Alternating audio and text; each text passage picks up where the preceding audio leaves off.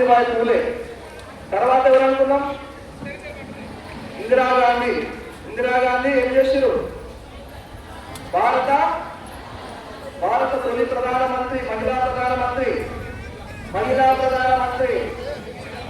అవునా? గట్టిగా చెప్పండి మళ్ళా. భారత తొలి మహిళా ప్రధానమంత్రి. ఈరోజు ప్రపంచవ్యాప్తంగా యుద్ధం జరుగుతుంది.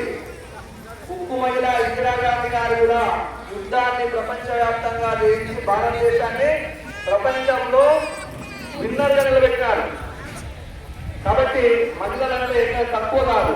వారికి భారత రాజ్యాంగం, బాబాసాహెబ్ అంబేద్కర్ ఇచ్చినటువంటి రాజ్యాంగంలో రాజ్యాంగ స్ఫూర్తి నన్ను భారత ప్రధానమంత్రిగా చేస్తుందని చెప్పి సగర్వంగా తను ప్రకటించుకున్నది.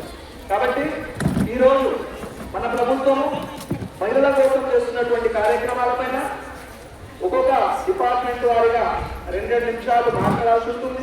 అట్లనే కొంతమంది దీన్ని సంస్కారం చేసేదాని కోసం కూడా మండలమైన సమాఖ్యలో కొంతమంది పేర్లను సూచించారు. వారిని గౌరవ ఎమ్మెల్యే గారు తర్వాత మేడం గారి చేత సంస్కారం చేయబడుతుంది.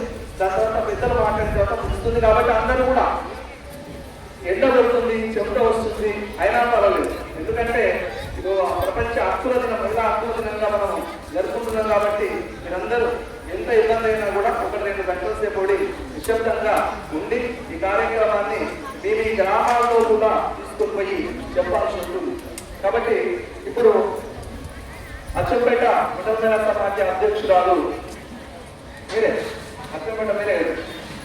మీకు ఇచ్చినటువంటి పేపర్ ఉందని దాని ప్రకారంగా మీరు మాట్లాడండి. తర్వాత జిల్లా సమాఖ్య అధ్యక్షులు సిద్ధమన్నారు.